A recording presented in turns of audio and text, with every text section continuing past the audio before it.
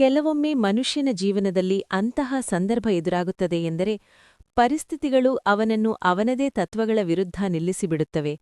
ನನ್ನ ವ್ಯಾಪಾರ ಮುಳುಗಿಹೋಯಿತು ಮತ್ತು ನನ್ನ ಗೆಳೆಯ ಸಾಲದ ಬದಲಾಗಿ ನನ್ನ ಹೆಂಡತಿಯೊಂದಿಗೆ ಒಂದು ರಾತ್ರಿ ಕಳೆಯುವ ಪ್ರಸ್ತಾಪವಿಟ್ಟನು. ನಾನು ನನ್ನ ಹೆಂಡತಿಯನ್ನು ಒಂದು ರಾತ್ರಿಯ ಮಟ್ಟಿಗೆ ಒಪ್ಪಿಸಿದೆ ಮತ್ತು ನಂತರ ಅವಳ ಪಕ್ಕದ ಕೋಣೆಯಲ್ಲಿ ಅಡಗಿ ಕುಳಿತೆ.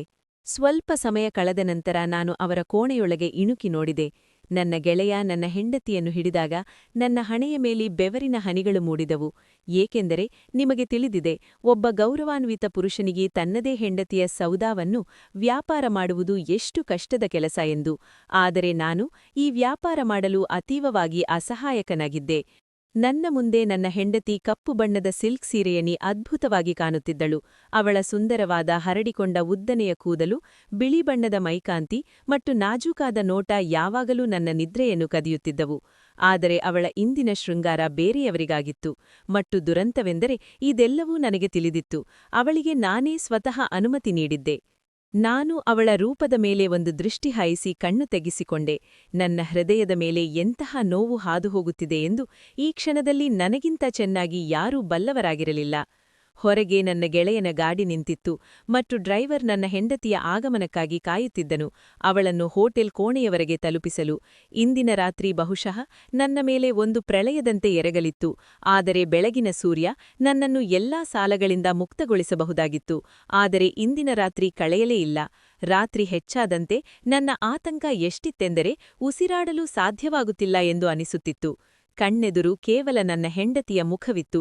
ನನ್ನ ಕಿವಿಯಲ್ಲಿ ಗೆಳೆಯನ ತುಂಟಾಟದ ನಗು ಮತ್ತು ಹೆಂಡತಿಯ ಬಿಕ್ಕಳಿಕೆಗಳು ಪ್ರತಿಧ್ವನಿಸುತ್ತಿದ್ದವು. ಆ ಕೋಣೆಯಲ್ಲಿ ಅವಳ ಅಸಹಾಯಕತೆಯ ಕಣ್ಣೀರು ನನಗೆ ಕಾಣಿಸುತ್ತಿತ್ತು. ನನ್ನ ಮನಸ್ಸು ಎಷ್ಟು ವಿಚಲಿತವಾಯಿತು ಎಂದರೆ ನಾನು ಎದ್ದು ನಿಂತೆ. ನನ್ನ ಎದೆ ಭಾರವಾಗಿತ್ತು. ತಲೆ ಸಿಡಿದು ಹೋಗುವಂತೆ ಭಾಸವಾಗುತ್ತಿತ್ತು. ಕೈಗಳು ನಡುಗುತ್ತಿದ್ದವು. ನನ್ನ ಹೆಂಡತಿಯನ್ನು ಬೇರೆಯವನ ಜೊತೆ ಸಹಿಸಿಕೊಳ್ಳುವುದು ನನಗೆ ಬಹಳ ಕಷ್ಟವಾಗಿತ್ತು. ಆದ್ದರಿಂದ ನಾನು ಮನೆಯಿಂದ ಹೊರಬಂದೆ. ಈಗ ನನ್ನ ಗಮನ ನೇರವಾಗಿ ಹೋಟೆಲ್ನತ್ತ ಇತ್ತು. ಎಲ್ಲಿ ನನ್ನ ಹೆಂಡತಿ ಹೋಗಿದ್ದಳೋ ಅಲ್ಲಿಗೆ. ಹೋಟೆಲ್ ಹತ್ತಿರ ಹೋದಂತೆ ನನ್ನ ಹೃದಯದ ಸ್ಥಿತಿ ಮತ್ತಷ್ಟು ಹದಗೆಟ್ಟಿತು. ಕಣ್ಣುಗಳಲ್ಲಿ ರಕ್ತ ಇಳಿದು ಬಂದಂತಿತ್ತು. ಗೆಳೆಯನನ್ನು ಕೊಲೆ ಮಾಡಬೇಕೆನಿಸಿತು. ಸಾಲಗಾರನಂತೂ ಮೊದಲೇ ಆಗಿದ್ದೆ, ಈಗ ಕೊಲೆಗಾರನೂ ಆಗುತ್ತಿದ್ದೆ. ಆದರೆ ನನ್ನ ಸ್ವಾಭಿಮಾನದ ಸೌದಾ ಮಾಡಲು ಸಾಧ್ಯವಿರಲಿಲ್ಲ. ನಾನು ಹೋಟೆಲ್ ತಲುಪಿದೆ. ರಿಸೆಪ್ಷನ್ನಲ್ಲಿ ಗೆಳೆಯನ ಹೆಸರು ಹೇಳಿ ಅವನು ಯಾವ ರೂಮ್ನಲ್ಲಿದ್ದಾನೆ ಎಂದು ಕೇಳಿದೆ. ಅವಳು ವಿಚಿತ್ರವಾಗಿ ನಗುತ್ತಾ, ಅವರು ಇಂದಿನ ರಾತ್ರಿಗೆ ಸ್ಪೆಷಲ್ ರೂಮ್ ಬುಕ್ ಮಾಡಿದ್ದಾರೆ, ಗೋಲ್ಡನ್ ಲೈಟ್, ಮತ್ತು ಯಾರೂ ಡಿಸ್ಟರ್ಬ್ ಮಾಡಬಾರ್ದು ಎಂದು ಹೇಳಿದ್ದಾರೆ. ಗೆಳೆಯನ ಡ್ರೈವರ್ ನನಗೆ ಸ್ವಲ್ಪ ಅಡ್ವಾನ್ಸ್ ಹಣ ನೀಡಿ ಹೋಗಿದ್ದನು. ನನಗೆ ಆ ರೂಮ್ನ ಪಕ್ಕದ ರೂಮ್ ಬೇಕೆಂದು ಹೇಳಿದೆ. ನನ್ನ ಆತಂಕ ಎಷ್ಟಿತ್ತೆಂದರೆ ನನ್ನ ನೋವನ್ನು ವಿವರಿಸಲು ಪದಗಳಿರಲಿಲ್ಲ. ನಾನು ಪಕ್ಕದ ಕೋಣೆಗೆ ಹೋದೆ. ಎರಡೂ ಕೋಣೆಗಳ ಗ್ಯಾಲರಿಗಳು ಬೇರೆ ಬೇರೆಯಾಗಿದ್ದವು. ನಡುವೆ ಕೇವಲ ಒಂದು ಗೋಡೆಯಿತ್ತು.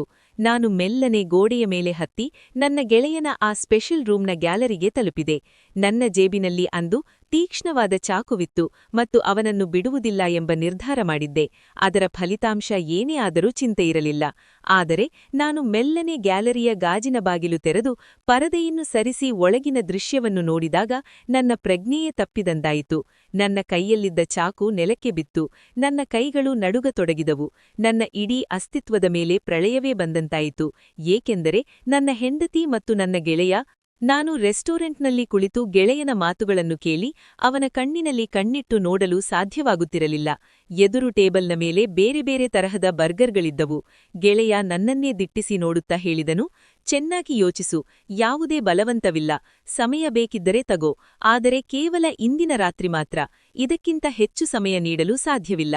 ಅವನಿಗೆ ಇದೆಲ್ಲವನ್ನೂ ಹೇಳುವುದು ಸುಲಭವಾಗಿರಬಹುದು, ಆದರೆ ನನಗೆ ಕೇಳಿಸಿಕೊಳ್ಳುವುದು ಸುಲಭವಿರಲಿಲ್ಲ. ಅಂದು ಸಾಲದ ಹೊರೆಯಿಂದ ನನ್ನ ಹೆಂಡತಿಯ ಬಗ್ಗೆ ಅಂತಹ ಮಾತುಗಳನ್ನು ಕೇಳಿಸಿಕೊಳ್ಳುತ್ತಿದ್ದೆ. ಅದು ಒಬ್ಬ ಪುರುಷನ ಸ್ವಾಭಿಮಾನಕ್ಕೆ ತಗಿಲಿದ ಆಳವಾದ ಗಾಯವಾಗಿತ್ತು. ಗೆಳೆಯ ನಾನು ಸುಮ್ಮನಿರುವುದನ್ನು ಕಂಡು ಹೇಳಿದನು, ಊಟ ಮಾಡು, ಇದಕ್ಕೆ ಹಣ ತೆಗೆದುಕೊಳ್ಳುವುದಿಲ್ಲ ಎಂದು ನಕ್ಕನು. ನೀನು ಇದನ್ನು ಅತಿಯಾಗಿ ಯೋಚಿಸುತ್ತಿದ್ದೀಯಾ? ನಾನಿರುವ ಪರಿಸರದಲ್ಲಿ ಇದೆಲ್ಲ ಸಾಮಾನ್ಯ. ನಿನಗೆ ನಂಬಿಕೆಯಾಗಲಿಕ್ಕಿಲ್ಲ. ನನ್ನ ಪಾರ್ಟ್ನರ್ಗಳು ತಾವೇ ಸ್ವತಃ ತಮ್ಮ ಹೆಂಡತಿಯರನ್ನು ಹೋಟೆಲ್ ಕೋಣೆಗಳಿಗೆ ಕಳುಹಿಸುತ್ತಾರೆ. ಕೋಟಿ ರೂಪಾಯಿಗಳ ಕಾಂಟ್ರಾಕ್ಟ್ ಪೇಪರ್ಗಳ ಮೇಲೆ ಒಂದೇ ರಾತ್ರಿಯಲ್ಲಿ ಸಹಿಯಾಗಿಬಿಡುತ್ತವೆ. ನೀನು ಕೂಡ ಮಾಲಾಮಾಲಾಗುತ್ತೀಯ. ನಾನು ಎರಡೂ ಕೈಗಳ ಮುಷ್ಟಿ ಬಿಗಿದು ಕಣ್ಣು ತಗ್ಗಿಸಿ ಅವನ ಬಡಬಡಿಕೆಯನ್ನು ಹೇಗೆ ಕೇಳಿಸಿಕೊಳ್ಳುತ್ತಿದೆ ಎಂಬುದು ನನಗೆ ಮಾತ್ರ ಗೊತ್ತು. ಬಡತನ ಮತ್ತು ಅಸಹಾಯಕತೆ ಮನುಷ್ಯನಿಗೆ ಸಮಾಜದ ಎಂತೆಂತಹ ಬಣ್ಣಗಳನ್ನು ತೋರಿಸುತ್ತದೆ ನೋಡಿ. ಎದುರು ಕುಳಿತಿದ್ದ ನನ್ನ ಗೆಳೆಯ ಬಹಳ ರುಚಿಯಿಂದ ಮಜವಾಗಿ ತಿನ್ನುತ್ತಿದ್ದ. ಆದ್ರೆ ನಾನು ಮಾತ್ರ ಪ್ರಾಣ ಗಂಟಲಿಗೆ ಬಂದವನಂತೆ ಕುಳಿತಿದ್ದೆ. ನನಗೆ ಹಳೆಯ ನೆನಪುಗಳು ಬರತೊಡಗಿದವು. ನಾನು ಬಹಳ ಹೆಮ್ಮೆಯಿಂದ ಹೇಳುತ್ತಿದ್ದೆ, ಯಾವ ಗಂಡಸಿನಲ್ಲಿ ಸ್ವಾಭಿಮಾನ ಇರುವುದಿಲ್ಲವೋ ಅವನಿಗೆ ಗಂಡಸು ಎಂದು ಕರೆಸಿಕೊಳ್ಳುವ ಹಕ್ಕಿಲ್ಲ ಎಂದು. ಆದರೆ ಇಂದು ನನ್ನ ಹೆಂಡತಿಯ ಬಗ್ಗೆ ನಾನು ಕೇಳಿಸಿಕೊಳ್ಳುತ್ತಿದ್ದ ಮಾತುಗಳು ನನಗೆ ಸಾವಿಗೆ ಸಮಾನವಾಗಿದ್ದವು. ಅದೆಷ್ಟೋ ಹೆಂಗುಮಕ್ಕಳು ಅಸಹಾಯಕತೆಯಿಂದ ತಮ್ಮನ್ನು ತಾವು ಪರಕೀಯರಿಗೆ ಮಾರಿಕೊಳ್ಳುವುದನ್ನು ನೀವು ನೋಡಿರಬಹುದು. ಆದರೆ ಬಹುಶಃ ತನ್ನ ಅಸಹಾಯಕತೆಗಾಗಿ ತನ್ನ ಹೆಂಡತಿಯನ್ನೇ ಒಂದು ರಾತ್ರಿಗೆ ಮಾರಾಟ ಮಾಡುವ, ಸೌದಾ ಮಾಡುತ್ತಿದ್ದ ಮೊದಲ ಗಂಡಸು ನಾನೇ ಇರಬೇಕು. ಯಾವಾಗಲೂ ಭಗವಂತನ ಭಕ್ತಿಯಲ್ಲಿ ಲೀನವಾಗಿರುತ್ತಿದ್ದ ನನ್ನ ಹೆಂಡತಿ ಇಂದು ನನ್ನನ್ನು ಹೊರತುಪಡಿಸಿ ಅವಳನ್ನು ಯಾರೂ ಮುಟ್ಟಿರಲಿಲ್ಲ. ಮುಟ್ಟುವುದು ದೂರದ ಮಾತು, ಅವಳನ್ನು ಯಾರೂ ಸರಿಯಾಡಿ ನೋಡಿರಲೂ ಇಲ್ಲ. ಮದುವೆ ಸಮಾರಂಭಗಳಿಗೆ ಹೋಗುವಾಗ ತನು ಸೆರಗಿನಿಂದ ಮುಖ ಮುಚ್ಚಿಕೊಂಡಾಗ ನಾನು ಹೇಳುತ್ತಿದ್ದೆ, ಯಾಕೆ ಯಾವಾಗಲೂ ನಿನ್ನನ್ನು ನೀನು ಹೀಗೆ ಮುಚ್ಚಿಕೊಳ್ಳುತ್ತೀಯಾ? ಮದುವೆಯಲ್ಲಿ ಎಲ್ಲರೂ ತಯಾರಾಗಿ ಬರುತ್ತಾರೆ, ಮೇಕಪ್ನಿಂದಲೇ ಸುಂದರವಾಗಿ ಕಾಣುತ್ತಾರೆ. ನೀನಂತೂ ನೈಸರ್ಗಿಕವಾಗಿಯೇ ಸುಂದರಿ. ನೀನು ಚೆನ್ನಾಗಿ ತಯಾರಾಗಿ ಬರಬೇಕು. ನಿನ್ನನ್ನು ನೋಡಿ ಎಲ್ಲರೂ ರಾಜೇಶನ ಹೆಂಡತಿ ಎಷ್ಟು ಸುಂದರವಾಗಿದ್ದಾಳೆ ಎಂದು ಬೆರಗಾಗಬೇಕು ಎಂಬುದು ನನ್ನ ಆಸೆ. ನನ್ನ ಮಾತು ಕೇಳಿ ಅವಳು ಪ್ರೀತಿಯಿಂದ ನನ್ನ ಕೊರಳಿಗೆ ಕೈ ಹಾಕಿ ಹೇಳುತ್ತಿದ್ದಳು, ರಾಜೇಶ್, ನನ್ನ ರೂಪ ಕೇವಲ ನಿಮ್ಮಗಾಗಿ ಮಾತ್ರ ಮೀಸಲು. ಇದನ್ನು ಜನರಿಗೆ ತೋರಿಸಿ ನಾನ್ಯಾಕೆ ಸಾಮಾನ್ಯವಾಗಿಸಲಿ? ನಿಮ್ಮನ್ನು ಹೊರತುಪಡಿಸಿ ಬೇರೆ ಯಾರೂ ನನ್ನನ್ನು ನೋಡಬಾರದು ಎಂಬುದು ನನ್ನ ಆಸೆ. ತನುವಿನ ಆ ಮಾತುಗಳು ಈಗಲೂ ನನ್ನ ಕಿವಿಯಲ್ಲಿ ಮೊಳಗುತ್ತಿದ್ದವು. ನನ್ನ ಕಣ್ಣುಗಳಿಂದ ನೋವಿನ ಕಣ್ಣೀರು ಸುರಿಯಿತು. ಇಂತಹ ಪವಿತ್ರವಾದ ಹೆಂಡತಿಯ ಸೌದಾ ಮಾಡಲು ಹೊರಟಿದ್ದೇನೆಯೇ? ಇಲ್ಲ ಇಲ್ಲ, ನನಗೆ ಇದೆಲ್ಲವೂ ಸಮ್ಮತವಿಲ್ಲ. ನನ್ನ ಮನಸ್ಸಿನ ಧ್ವನಿ ಬಾಯಿಂದ ಹೊರಬಂತು. ಬರ್ಗರ್ ತಿನ್ನಲು ಹೊರಟಿದ್ದ ನನ್ನ ಗೆಳೆಯನ ಕೈ ಹಾಗೆಯೇ ಉಳಿಯಿತು. ಒಂದು ಕ್ಷಣ ಅವನು ನನ್ನನ್ನು ದಿಟ್ಟಿಸಿ ನೋಡಿ ಹೇಳಿದನು, ಸರಿ, ತೊಂದರೆಯಿಲ್ಲ. ಹಾಗಾದರೆ ತೆಗೆ ಮಗನೇ, ನನ್ನ 70 ಲಕ್ಷ ರೂಪಾಯಿಗಳನ್ನು ಈಗಲೇ ಕೊಡು. ಗೆಳೆಯನ ಆ ಕಠೋರತೆಯನ್ನು ಕಂಡು ನನ್ನ ಕಣ್ಣೀರು ಕೆನ್ನೆಯ ಮೇಲೆ ಹರಿಯಿತು. ನಾನು ದುರ್ಬಲ ಗಂಡಸೇನೂ ಆಗಿರಲಿಲ್ಲ, ಧೈರ್ಯವಂತನೇ ಆಗಿದ್ದೆ. ಆದ್ರೆ ಈಗ ಸಂಪೂರ್ಣವಾಗಿ ಮುರಿದು ಹೋಗಿದ್ದೆ. ನಾನು ಅವನಿಗೆ ವಿನಂತಿಸಿದೆ, ನನಗೆ ಸ್ವಲ್ಪ ಸಮಯ ಕೊಡು. ಅಷ್ಟು ದೊಡ್ಡ ಮೊತ್ತವನ್ನು ಒಂದೇ ರಾತ್ರಿಯಲ್ಲಿ ಹೊಂದಿಸಲು ಸಾಧ್ಯವಿಲ್ಲ. ಅವನು ಪಟ್ಟು ಹಿಡಿದನು, ನಾನು ನಿನಗೆ ಹೆಚ್ಚು ಸಮಯ ನೀಡಲಾರೆ. ಇಂದಿನ ರಾತ್ರಿ ಮಾತ್ರ ನಿನಗೆ ಅವಕಾಶ. ಒಂದೋ ನನ್ನ ಮಾತನ್ನು ಒಪ್ಪಿಕೋ, ಇಲ್ಲವೇ ಹಣದ ವ್ಯವಸ್ಥೆ ಮಾಡು. ನಾನು ಅಲ್ಲಿಂದ ಹೊರಬಂದೆ. ವಾತಾವರಣ ತಂಪಾಗಿದ್ದರೂ ನನಗೆ ಉಸಿರುಗಟ್ಟಿದಂತಾಗುತ್ತಿತ್ತು. ರಾತ್ರಿ 1 ಗಂಟೆಗೆ ಮನೆ ತಲುಪಿದೆ. ಬಾಗಿಲು ತಟ್ಟಿದ ತಕ್ಷಣ ತನುವಿನ ಧ್ವನಿ ಕೇಳಿಸಿತು. ಬಾಗಿಲು ತೆರೆದು ಅವಳು ಕೇಳಿದಳು, ಎಲ್ಲಿ ಹೋಗಿದ್ದೀರಿ? ಎಷ್ಟು ಹೊತ್ತಿನಿಂದ ನಿಮ್ಮಗಾಗಿ ಕಾಯುತ್ತಿದ್ದೇನೆ. ನಾನು ಎಲ್ಲಿಂದ ಬಂದಿದ್ದೇನೆ ಎಂದು ಅವಳಿಗೆ ಹೇಗೆ ಉತ್ತರಿಸಲಿ? ನಾನು ಮೌನವಾಗಿ ಕೋಣೆಯೊಳಗೆ ಹೋದೆ. ಅವಳು ನನ್ನ ಹತ್ತಿರ ಬಂದು ಕೇಳಿದಳು, ರಾಜೇಶ್, ಯಾಕೆ ಉತ್ತರ ನೀಡುತ್ತಿಲ್ಲ? ನಾನು ತಲೆನೋವು ಎಂದು ಸುಳ್ಳು ಹೇಳಿದೆ. ಅವಳು ಅಡುಗೆ ಬಿಸಿ ಮಾಡಲು ಹೋದಾಗ ನಾನು ಬೇಡವೆಂದೆ. ಆದರೆ ಅವಳು ನನ್ನ ಕಣ್ಣುಗಳನ್ನು ನೋಡಿ ಹೇಳಿದಳು, ಯಾಕೆ ಸುಳ್ಳು ಹೇಳುತ್ತಿದ್ದೀರಿ? ನೀವು ಏನೂ ತಿಂದಿಲ್ಲ ಎಂದು ನನಗೆ ಗೊತ್ತು. ನಾನು ನಿಮ್ಮಗಾಗಿ ಕಾಯುತ್ತಿದ್ದೇನೆ. ಬನ್ನಿ, ಒಟ್ಟಿಗೆ ಊಟ ಮಾಡೋಣ. ಗಂಡ ಹೆಂಡತಿಯ ಸಂಬಂಧವೇ ಹಾಗಿರುತ್ತದೆ. ಮಾತುಗಳಿಲ್ಲದೆಯೂ ಮನಸ್ಸಿನ ಸ್ಥಿತಿ ಅರಿವಾಗಿ ಬಿಡುತ್ತದೆ. ಅವಳು ಊಟ ತಂದಳು. ಊಟ ಎಂದರೆ ಹೆಚ್ಚೇನೂ ಇರಲಿಲ್ಲ. ಹಸಿಮೆಣಸಿನಕಾಯಿ ಮತ್ತು ಈರುಳ್ಳಿಯ ಚಟ್ನಿ ಹಾಗೂ ಒಣರೊಟ್ಟಿಗಳು. ನಾನು ಒಮ್ಮೆ ಊಟವನ್ನು ನೋಡಿದೆ, ಇನ್ನೊಮ್ಮೆ ನನ್ನ ನಿಷ್ಠಾವಂತ ಹೆಂಡತಿಯನ್ನು ನೋಡಿದೆ. ಅವಳು ಪ್ರತಿಯೊಂದು ಕಷ್ಟದ ಸಮಯದಲ್ಲೂ ಮೌನವಾಗಿ ತಾಳ್ಮೆಯಿಂದ ನನ್ನ ಜೊತೆಗಿದ್ದಾಳೆ. ನನಗಾಗಿ ನೀವೇನು ಮಾಡಿದ್ದೀರಿ ಎಂದು ಎಂದೂ ದೂರು ನೀಡಿರಲಿಲ್ಲ.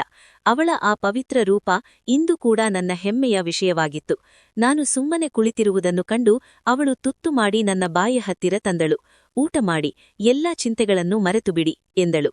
ನಾನು ಅವಳ ಕೈಯಿಂದ ಆ ತುತ್ತನ್ನು ಸ್ವೀಕರಿಸಿದೆ. ಅವಳು ನನಗೆ ಊಟ ಮಾಡಿಸಿದಳು. ನಂತರ ಕೇಳಿದಳು, ಹೇಳಿ, ನಿಮ್ಮ ಗೆಳೆಯ ಏನಂದರು? ಅವರು ನಿಮಗೆ ಸಹಾಯ ಮಾಡುತ್ತಾರೆಯೇ? ಗೆಳೆಯನ ಬಳಿ ಹೋಗುವ ಮುನ್ನ ನಾನು ತನುವಿಗೆ ಹೇಳಿದ್ದೆ, ಗೆಳೆಯ ಕರೆದಿದ್ದಾನೆ, ಸಹಾಯ ಮಾಡಬಹುದು, ನೀನು ಪ್ರಾರ್ಥನೆ ಮಾಡು, ಎಲ್ಲವೂ ಸರಿಯಾಗಲಿ ಎಂದು. ಆದರೆ ಗೆಳೆಯ ಇಟ್ಟಿದ್ದ ಷರತ್ತನ್ನು ಈಡೇರಿಸಲು ನನ್ನಿಂದ ಸಾಧ್ಯವಿರಲಿಲ್ಲ.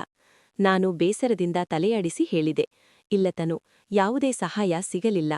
ಇದನ್ನು ಕೇಳಿ ಅವಳ ಮುಖದಲ್ಲೂ ಆತಂಕ ಮೂಡಿತು. ಆದರೂ ಅವಳು ನನಗೆ ಧೈರ್ಯ ತುಂಬುತ್ತಲೇ ಇದ್ದಳು, ಚಿಂತೆ ಮಾಡಬೇಡಿ ಎಂದು. ನಾನು ಅಸಹಾಯಕತೆಯಿಂದ ಅವಳ ಕೈ ಹಿಡಿದು ಹೇಳಿದೆ, ಅವನು ನಾಳೆಯೇ ಹಣ ಮರಳಿಸಲು ಕೇಳುತ್ತಿದ್ದಾನೆ, ನಾನು ಎಲ್ಲಿಂದ ತರಲಿ? ಅವಳು ಹೇಳಿದಳು, ಅವನ ಹತ್ತಿರ ಸ್ವಲ್ಪ ಸಮಯ ಕೇಳಿ ರಾಜೇಶ್, ನನ್ನ ಬಳಿ ಇದ್ದದ್ದನ್ನೆಲ್ಲ ಈಗಾಗಲೇ ಮಾರಿಬಿಟ್ಟಿದ್ದೇನೆ, ಈಗ ಮಾರಲು ನನ್ನ ಬಳಿ ಏನೂ ಉಳಿದಿಲ್ಲ. ಅವಳ ಮಾತು ನನ್ನ ಎದೆಬಡಿತವನ್ನು ಹೆಚ್ಚಿಸಿತು. ಗೆಳೆಯ ಹೇಳಿದ್ದ ಮಾತುಗಳು ಕಿವಿಯಲ್ಲಿ ಮೊಳಗತೊಡಗಿದವು. ಇಷ್ಟು ಸುಂದರವಾದ ಹೆಂಡತಿ ಇರುವವನಿಗೆ ಇನ್ನೇನು ಬೇಕು?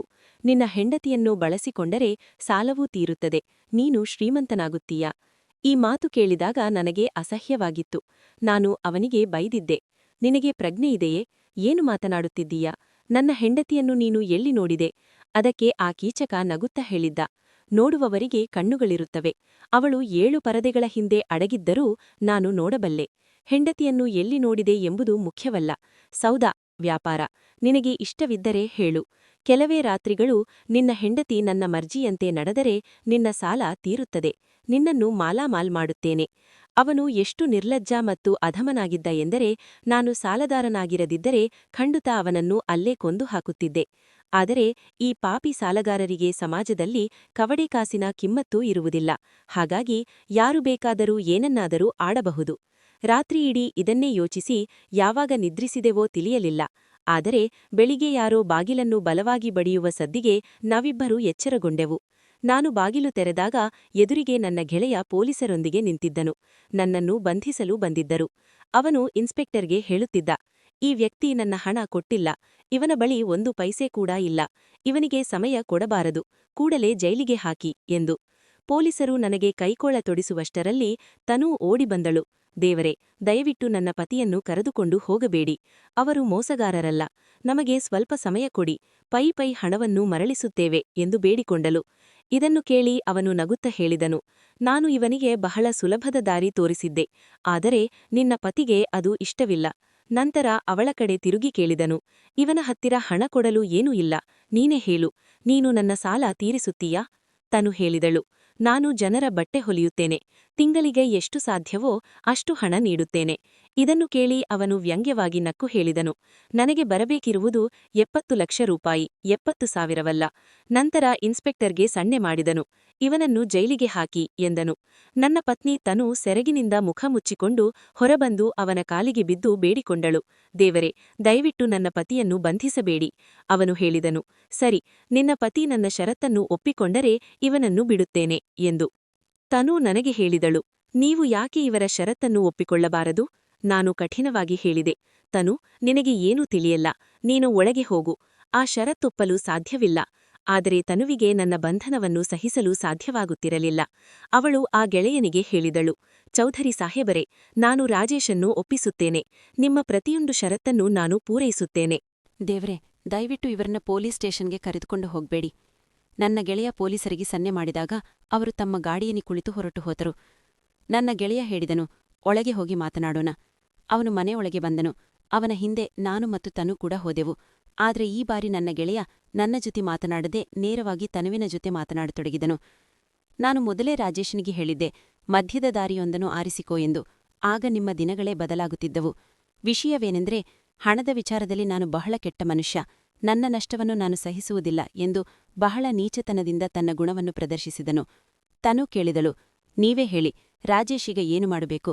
ನನ್ನ ಗೆಳೆಯ ಒಬ್ಬ ಅಧಮನಂತೆ ನಗುತ್ತಾ ತನುವನ್ನು ಮೇಲಿಂದ ಕೆಳಗಿನವರೆಗೆ ಕಾಮದೃಷ್ಟಿಯಿಂದ ನೋಡುತ್ತಿದ್ದನು. ನನ್ನ ನರನಾಡಿಗಳಲ್ಲಿ ರಕ್ತದ ಬದಲು ಬೆಂಕಿ ಹರಿಯುತ್ತಿದೆ ಎಂದು ನನಗೆ ಅನ್ನಿಸಿತು. ನಾನು ಬಹಳ ಕಷ್ಟದಿಂದ ತಾಳ್ಮೆ ಕಾಪಾಡಿಕೊಂಡಿದ್ದೆ. ಅವನು ಕೇಳಿದನು, ರಾಜೇಶ್ ನಿನಗೆ ಹೇಳಿಲ್ಲವೇ ನಾನು ಇಟ್ಟಿದ್ದ ಶರ್ತವೇನೆಂದು? ತನು ಇಲ್ಲವೆಂದು ತಲೆಯಾಡಿಸಿದಳು. ಅವಳ ಮುಖವಿನ್ನೂ ಮುಚ್ಚಲ್ಪಟ್ಟಿತ್ತು. ಗೆಳೆಯ ಹೇಳಿದನು, ನೋಡು, ಇವನ ಸಾಲ ಮನ್ನಾ ಆಗಬೇಕೆಂದ್ರೆ ಮತ್ತು ವ್ಯಾಪಾರಕ್ಕೆ ನಾನು ಒಳ್ಳೆಯ ಹಣ ನೀಡಬೇಕೆಂದ್ರೆ ನೀನು ಪ್ರಯತ್ನ ಮಾಡಬೇಕು ಎನ್ನುತ್ತಾ ಅವಳ ಹತ್ತಿರ ಬರತೊಡಗಿದನು. ನಾನು ಮಧ್ಯ ಬಂದು ಅವನನ್ನು ತಳ್ಳಿದೆ ಮತ್ತು ಕಠೋರವಾಗಿ ಹೇಳಿದೆ, ನನ್ನ ಹೆಂಡತಿ ಏನನ್ನೂ ಮಾಡುವುದಿಲ್ಲ. ನೀನು ಇಲ್ಲಿಂದ ಹೊರಟು ಹೋಗು. ನಿನಗೆ ಏನು ಮಾಡಬೇಕೋ ಮಾಡಿಕೋ. ನನ್ನನ್ನು ಪೊಲೀಸರಿಗೆ ಹಿಡಿಸಿಕೊಡು ಅಥವಾ ಜೈಲಿಗೆ ಕಳುಹಿಸು. ನನ್ನ ಮಾತು ಕೇಳಿ ತನು ಅಳುತ್ತಾ ಹೇಳಿದಳು, ರಾಜೇಶ್, ನೀವು ಇದ್ದರೆ ಮಾನು. ಅವರಿಗೆ ಏನು ಕೆಲಸವಿದೆ ಎಂದು ಕೇಳಲು ಬಿಡಿ. ನಾನು ಹೇಳಿದೆ, ನಿನಗೆ ಈ ಮನುಷ್ಯನ ಬಗ್ಗೆ ತಿಳಿಯದು ತನು. ಅವನು ಹೇಳುತ್ತಿರುವ ಕೆಲಸವನ್ನು ನಾನು ನಿನ್ನಿಂದ ಎಂದಿಗೂ ಮಾಡಿಸುವುದಿಲ್ಲ. ಆದರೆ ತನು, ಅವರೂ ಅಸಹಾಯಕರಾಗಿದ್ದಾರೆ. ನಾನು ನಿಮ್ಮನ್ನು ಜೈಲಿನ ಸಳುವಿನ ಹಿಂದೆ ನೋಡಲಾರೆ ಎಂದಳು. ಇದೆಲ್ಲವೂ ನಡೆಯುತ್ತಿರುವಾಗ ಗೆಳೆಯ ತನುವಿಗೆ ತನ್ನ ಶರ್ತವನ್ನು ಹೇಳಿದನು. ಅದನ್ನು ಕೇಳಿದ ತಕ್ಷಣ ಅವಳು ದಿಟ್ಟಿಸಿ ಅವನನ್ನು ನೋಡಿದಳು. ನಂತರ ನನ್ನತ್ತ ನೋಡಿದಳು. ನಾನು ಅವಮಾನದಿಂದ ಭೂಮಿಯಲ್ಲಿ ಹೂತು ಹೋದಂತಾಗಿ ತಲೆ ತಗ್ಗಿಸಿಕೊಂಡೆ. ಅವಳು ಕೂಡಲೇ ಕೋಣೆಯೊಳಗೆ ಹೋದಳು. ಗೆಳೆಯ ಹೇಳಿದನು, ನಿನ್ನ ಹೆಂಡತಿ ಒಪ್ಪಿಕೊಂಡರೆ ತಿಳಿಸು, ಇಲ್ಲದಿದ್ದರೆ ಪೊಲೀಸರನ್ನು ಕರೆತರುತ್ತೇನೆ ಎಂದು ಹೊರಟು ಹೋದನು.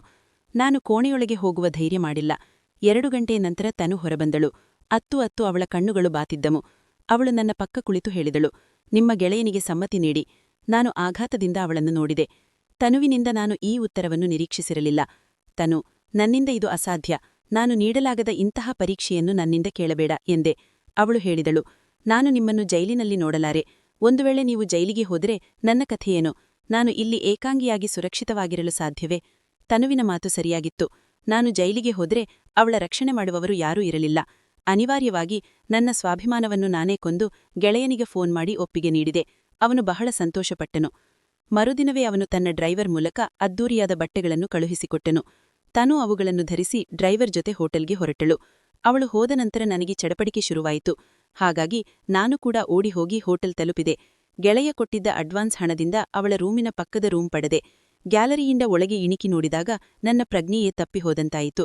ನನ್ನ ಹೆಂಡತಿ ನನ್ನ ಗೆಳೆಯನ ತೋಳಿನಲ್ಲಿ ನಗುತ್ತಾ ಮಾತನಾಡುತ್ತಿದ್ದಳು. ಅವಳು ಹೇಳುತ್ತಿದ್ದಳು, ನಾನು ಅಂದುಕೊಂಡಿದ್ದೆ ನಿನ್ನನ್ನು ಮತ್ತೆ ನೋಡಲು ಸಾಧ್ಯವೇ ಇಲ್ಲ. ಯಾಕೆಂದ್ರೆ ರಾಜೇಶ್ ಬಹಳ ಸ್ವಾಭಿಮಾನಿ ಮನುಷ್ಯ. ಅದಕ್ಕಾಗಿಯೇ ನಾನು ಗುಣವಂತ ಹೆಂಡತಿಯಂತೆ ನಾಟಕ ಮಾಡಬೇಕಾಯಿತು. ಆಗಲೇ ನನಗೆ ಸಂಶಯ ಬರಲಿಲ್ಲ. ನನ್ನ ಗೆಳೆಯ ನನ್ನ ಹೆಂಡತಿಯನ್ನು ಅವಮಾನಿಸುತ್ತಾ ಹೇಳಿದನು, ನೋಡು ನನ್ನ ಬುದ್ಧಿವಂತಿಕೆ. ಅವನ ಹಣವನ್ನು ಕಸಿದುಕೊಂಡೆ, ಹೆಂಡತಿಯನ್ನು ಪಡೆದೆ. ಆ ದಡ್ಡನಿಗೆ ತಾನು ನಷ್ಟ ಅನುಭವಿಸಿದೆ ಎಂದು ಅನಿಸುತ್ತಿದೆ. ಆದ್ರೆ ಹಾಗೇನೂ ಆಗಲಿಲ್ಲ. ನನಗೆ ಹಳೆಯ ವಿಷಯಗಳು ನೆನಪಾದವು. ಗೆಳೆಯ ನನ್ನ ಜೊತೆ ಪಾರ್ಟ್ನರ್ ಆಗಿ ಬಂದಾಗ ನನ್ನ ಬಳಿ ಸಾಕಷ್ಟು ಹಣವಿತ್ತು. ಫ್ಯಾಕ್ಟರಿ ಅವನದ್ದಾಗಿತ್ತು, ಆದ್ರೆ ಹಣ ಹೂಡಿದ್ದು ನಾನು. ಲಕ್ಷಾಂತರ ರೂಪಾಯಿಗಳ ಬಟ್ಟೆಗಳನ್ನು ಖರೀದಿಸಿ ಗೋದಾಮಿನಲ್ಲಿ ಇಟ್ಟುಕೊಂಡೆವು. ಅವನು ನನಗೆ ದೊಡ್ಡ ದೊಡ್ಡ ಕನಸುಗಳನ್ನು ತೋರಿಸಿದ. ಆದರೆ ಒಂದು ರಾತ್ರಿ ನಾನು ಮಲಗಿದ್ದಾಗ ಅವನ ಫೋನ್ ಬಂತು. ರಾಜೇಶ್, ಫ್ಯಾಕ್ಟರಿಯ ಗೋದಾಮಿನಲ್ಲಿ ಬೆಂಕಿ ಹೊತ್ತಿಕೊಂಡಿದೆ, ಬೇಗ ಬಾ. ನಾನು ಅಲ್ಲಿಗೆ ತಲುಪಿದಾಗ ಇಡೀ ಗೋದಾಮು ಬೆಂಕಿಯ ಜ್ವಾಲೆಯಲ್ಲಿತ್ತು. ಅಗ್ನಿಶಾಮಕ ದಳದವರು ಬೆಂಕಿ ನಂದಿಸುತ್ತಿದ್ದರು. ನನ್ನ ಗೆಳೆಯ ಅಳುತ್ತಾ ನನ್ನ ಬಳಿ ಬಂದು ಹೇಳಿದನು, ಸರ್, ಎಲ್ಲಾ ಮಾಲು ಸುಟ್ಟು ಬೂದಿಯಾಗಿದೆ. ನಿನ್ನ ಹಣವೆಲ್ಲ ಮಣ್ಣು ಪಾಲಾಯಿತು. ನೀನೀಗ ಬೀದಿಗೆ ಬಂದೆ. ಆ ಕ್ಷಣದ ಆಘಾತ ತಡೆಯಲಾಗದೆ ನಾನು ಪ್ರಜ್ಞೆ ತಪ್ಪಿಬಿದ್ದೆ. ಎದೆಯಲ್ಲಿ ವಿಪರೀತ ನೋವು ಕಾಣಿಸಿಕೊಂಡಿತು. ನನ್ನ ಗೆಳೆಯನೇ ನನ್ನನ್ನು ಆಸ್ಪತ್ರೆಗೆ ಸೇರಿಸಿದನು. ನನಗೆ ಪ್ರಜ್ಞೆ ಬಂದಾಗ ತನು ನನ್ನ ಪಕ್ಕದಲ್ಲಿ ಕುಳಿತಿದ್ದಳು. ಅವಳು ಹೇಳಿದಳು, ನಿಮ್ಮ ಆಸ್ಪತ್ರೆಯ ಬಿಲ್ ಪಾವತಿಸಲು ನಾನು ನನ್ನ ಒಡವೆಗಳನ್ನು ಮಾರಿದ್ದೇನೆ. ನೀವೀಗ ಗುಣಮುಖರಾಗುತ್ತೀರಿ. ನಾನು ಚೇತರಿಸಿಕೊಳ್ಳುತ್ತಿರುವಾಗಲೇ ಗೆಳೆಯ ಮನೆಗೆ ಬಂದು ಹೇಳಿದನು, ಸುಟ್ಟು ಹೋದ ಮಾಲಿನಲ್ಲಿ ನಿನ್ನ ಹಣ ಮಾತ್ರವಲ್ಲದೆ ಬೇರೆಯವರಿಂದಲೂ ನಾವು ಸಾಲ ಮಾಡಿದ್ದೆವು. ಆ ವ್ಯಕ್ತಿ ಈಗ ಹಣಕ್ಕಾಗಿ ಪೀಡಿಸುತ್ತಿದ್ದಾನೆ. ನಾನು ಅಸಹಾಯಕತೆಯಿಂದ ಕೇಳಿದೆ, ನಾನು ಎಲ್ಲಿಂದ ಇಷ್ಟು ದೊಡ್ಡ ಮೊತ್ತ ತರಲಿ? ಅವನು ಕಠೋರವಾಗಿ ಹೇಳಿದನು, ಅದನ್ನು ನೀನೇ ಯೋಚಿಸಬೇಕು. ಯಾಕೆಂದರೆ ಈ ನಷ್ಟ ನಿನ್ನದು. ಆದರೆ ಈಗ ಹೋಟೆಲ್ ಕೋಣೆಯಲ್ಲಿ ಅವರ ಮಾತುಗಳನ್ನು ಕೇಳಿಸಿಕೊಂಡಾಗ ನನಗೆ ಸತ್ಯದ ಅರಿವಾಯಿತು. ನನ್ನ ಗೆಳೆಯ ಮತ್ತು ನನ್ನ ಹೆಂಡತಿ ಸೇರಿ ನನಗೆ ದ್ರೋಹ ಮಾಡುತ್ತಿದ್ದರು. ಗೋದಾಮಿಗೆ ಬೆಂಕಿ ಬೀಳುವ ಮೊದಲೇ ಒಳ್ಳೆಯ ಮಾಲನ್ನೆಲ್ಲ ಅವರು ಹೊರಗೆ ಸಾಗಿಸಿದ್ದರು. ಸುಟ್ಟು ಹೋದದ್ದು ಕೇವಲ ಕಸ ಮತ್ತು ಹಾಳಾದ ಬಟ್ಟೆಗಳು ಮಾತ್ರ. ಇದೆಲ್ಲವನ್ನೂ ಅವನು ನನ್ನನ್ನು ಸಿಲುಕಿಸಲು ಮತ್ತು ನನ್ನ ಹೆಂಡತಿಯೊಂದಿಗೆ ಅಕ್ರಮ ಸಂಬಂಧ ಹೊಂದಲು ಮಾಡಿದ ಸಂಚು ಎಂಬುದು ಸಾಬೀತಾಯಿತು. ಆ ಕ್ಷಣ ನನ್ನ ಬಳಿ ಮೊಬೈಲಿತ್ತು. ನಾನು ಅವರ ಎಲ್ಲಾ ಮಾತುಗಳನ್ನು ರೆಕಾರ್ಡ್ ಮಾಡಿಕೊಂಡೆ ಮತ್ತು ಅಲ್ಲಿಂದ ನೇರವಾಗಿ ಪೊಲೀಸ್ ಸ್ಟೇಷನ್ಗೆ ಹೋದೆ. ಪೊಲೀಸರಿಗೆ ಎಲ್ಲಾ ಸತ್ಯವನ್ನು ತಿಳಿಸಿ ವಿಡಿಯೋ ಸಾಕ್ಷ್ಯವನ್ನು ನೀಡಿದೆ. ಪೊಲೀಸರು ತಕ್ಷಣವೇ ಕಾರ್ಯಾಚರಣೆ ನಡೆಸಿ ನನ್ನ ಗೆಳೆಯ ಮತ್ತು ತನು ಇಬ್ಬರನ್ನೂ ಅದೇ ಹೋಟೆಲ್ನಲ್ಲಿ ರೆಡ್ ಹ್ಯಾಂಡ್ ಆಗಿ ಬಂಧಿಸಿದರು. ನ್ಯಾಯಾಲಯದಲ್ಲಿ ಎಲ್ಲಾ ಸತ್ಯಾಂಶಗಳು ಹೊರಬಂದಾಗ ನನ್ನ ಗೆಳೆಯನಿಗೆ ವಂಚನೆ, ಪಿತೂರಿ ಮತ್ತು ಆರ್ಥಿಕ ಅಪರಾಧದ ಅಡಿಯಲ್ಲಿ ಶಿಕ್ಷೆಯಾಯಿತು. ತನು ಕೂಡ ಈ ಸಂಚಿನಲ್ಲಿ ಭಾಗಿಯಾಗಿದ್ದರಿಂದ ಅವಳಿಗೂ ಶಿಕ್ಷೆ ವಿಧಿಸಲಾಯಿತು. ನಾನು ಸಂಪೂರ್ಣವಾಗಿ ಬರ್ಬಾದಾಗಿದ್ದೆ, ಆದರೆ ಸತ್ಯ ಹೊರಬಂದಿತು ಎಂಬ ಸಮಾಧಾನ ನನಗಿತ್ತು. ಯಾವ ಹೆಂಡತಿಯನ್ನು ನಾನು ನನ್ನ ಗೌರವ ಎಂದು ನಂಬಿದ್ದೆನೋ ಅವಳೇ ನನಗೆ ಅತೀ ದೊಡ್ಡ ದ್ರೋಹ ಮಾಡಿದ್ದಳು. ಯಾವ ಗೆಳೆಯನನ್ನು ನಂಬಿದ್ದೆನೋ ಅವನೇ ನನ್ನ ಜೀವನವನ್ನು ನಾಶ ಮಾಡಿದ್ದನು. ಅಂತಿಮವಾಗಿ ನ್ಯಾಯ ಸಿಕ್ಕಿತು ಮತ್ತು ಇದೇ ನನ್ನ ಮುರಿದ ಹೃದಯಕ್ಕೆ ಕೊನೆಯ ಆಸರೆಯಾಯಿತು. ಸಾರಾಂಶ: ನಂಬಿಕೆಯೇ ಜೀವನದ ಅಡಿಪಾಯ. ಆದರೆ ಅದೇ ನಂಬಿಕೆಗೆ ದ್ರೋಹವಾದಾಗ ಮನುಷ್ಯ ಅಕ್ಷರಶಃ ಕುಸಿದು ಹೋಗುತ್ತಾನೆ. ಆದರೆ ಸತ್ಯಕ್ಕೆ ಎಂದಿಗೂ ಜಯ ಸಿಗುತ್ತದೆ ಎಂಬುದು ಈ ಕಥೆಯ ಸಾರಾಂಶ. ಸ್ನೇಹಿತರೆ, ಈ ಕಥೆ ನಿಮಗೆ ಹೇಗನಿಸಿತು? ದಯವಿಟ್ಟು ಕಮೆಂಟ್ ಮೂಲಕ ತಿಳಿಸಿ. ಕಥೆವಿಷ್ಟವಾಗಿದ್ದರೆ ವಿಡಿಯೋವನ್ನು ಲೈಕ್, ಶೇರ್ ಮತ್ತು ನಮ್ಮ ಚಾನಲ್ ಅನ್ನು ಸಬ್ಸ್ಕ್ರೈಬ್ ಮಾಡಿ. ಮತ್ತೊಂದು ಹೊಸ ಕಥೆಯೊಂದಿಗೆ ಮತ್ತೆ ಭೇಟಿಯಾಗೋಣ. ಅಲ್ಲಿಯವರೆಗೆ ನಿಮಗೆ ತುಂಬಾ ಧನ್ಯವಾದಗಳು.